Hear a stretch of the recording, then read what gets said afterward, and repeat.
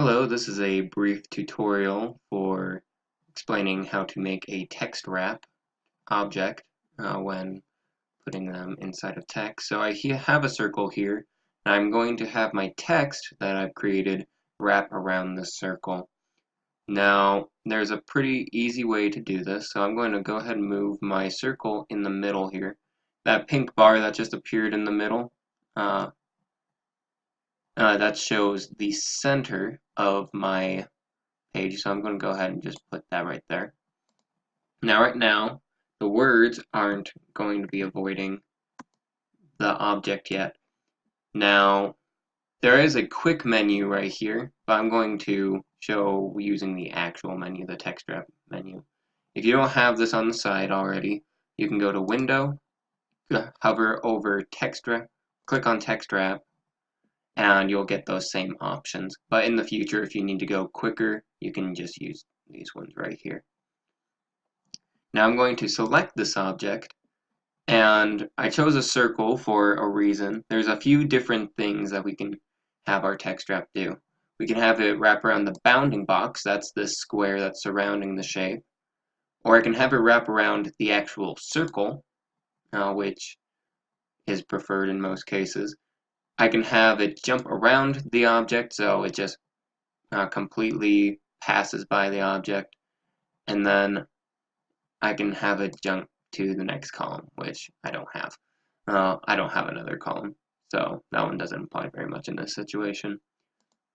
So I'm going to do the actual shape one, and down here you have these options, and when you have an object like a circle, you'll only have one applied, and to make that distance around, I'm going to raise this distance with this up arrow, and you'll see that I'm getting this little buffer circle that's expanding outward. And then I'm going to click off of it and hit W, and now W goes into presentation mode over here. And you can see I have that edge now, which is nice. Okay, now we don't always just want circles, for example, in the middle of our text. So we're going to create what's called a pull quote, where we have a shape and then we have text inside of the shape. Now, I usually make this sort of thing before I put it on. So I'm going to create my text, and let's say that I have an inspirational quote. So,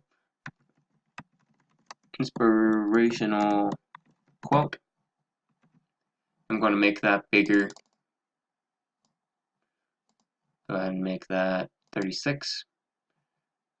And for these purposes, I'm going to let the bounding box hang over a little bit on the bottom. Let's do it on the bottom in this case. Because if I just had my text and I put that over,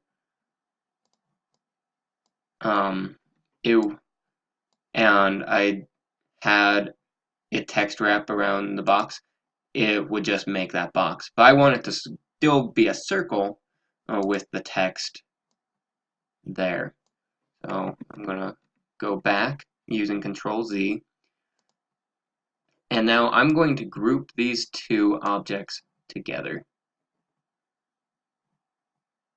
Oh, but first I'm going to make the text wrap around the shape first. And then notice my words jumped off.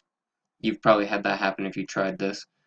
What's going on here is this text box is just obeying the rule we just said. All the text is avoiding the circle. So we want to right-click on this text box, go to Text Frame Options, and we're going to tell it to ignore the rule. So ignore text wrap. And now it's on top of the circle still.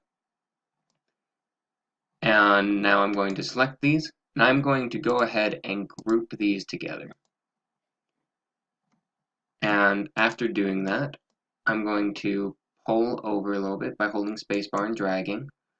I'm going to pull my shape over here, And now, as you can already see, my pull quote, it's already, since I put the text wrap on the circle, but not on the actual text box, the words are just wrapping around the circle, which is what we want.